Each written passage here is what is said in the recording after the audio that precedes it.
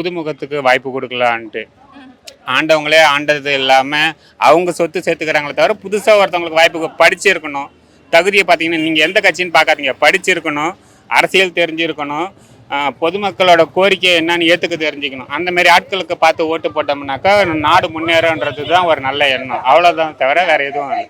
கட்சிக்கு சப்போர்ட்டுன்றதை நாங்கள் யாருக்குமே சொல்லலை.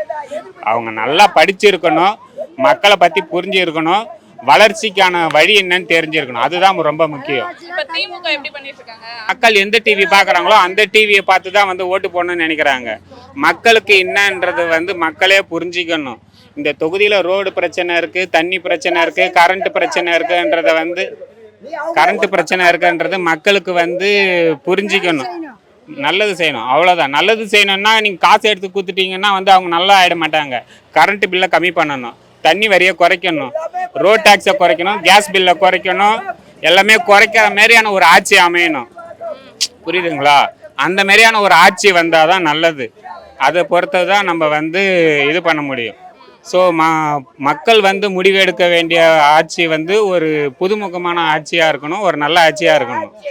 அது குடும்ப ஆட்சியாக இருக்கக்கூடாது, கழக ஆட்சியாக இருக்கக்கூடாது, எதுவுமே தேவையில்லை. எந்த பிரச்சனையும் இருக்கக்கூடாது. பெண்களுக்கு பாதுகாப்புன்றது ரொம்ப முக்கியம். குழந்தைகளுக்கு பாதுகாப்பு, நோய் இல்லாத ஒரு மாநிலம், இதை கொண்டு வரணும். அதாவது நீங்கள் தாவேக்கான்றது இல்லை, திமுகவிலே சரி, அந்த குடும்பத்தை விட்டுட்டு புதுசாக வர்றவங்க தலைவர் பொறுப்பு கொடுங்க, கழக செயலாளர் பொறுப்பு கொடுங்க, எத்தனையோ பேர் இருக்காங்க, எல்லாரையும் விட்டுருங்க. நாங்கள் திமுகவில் படிச்சே இருக்கணும், நல்லா இருக்கணும், அவருக்கு சொத்தோட மதிப்பு ஒரு சாதாரண மக்களோட இருக்கட்டும், அவருக்கே நாங்கள் ஓட்டு போடுறோம். அதை பற்றி நாங்கள் தப்பு சொல்லலை.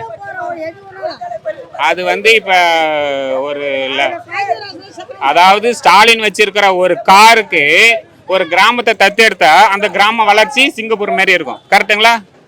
அந்த மாதிரி விஜய் வச்சிருக்க ஒரு காருக்கு ஒரு தெருவை தத்தெடுத்தாருன்னா அந்த தெரு வளர்ச்சியா இருக்கும். ஒரு ஸ்கூலை இப்போ நீங்க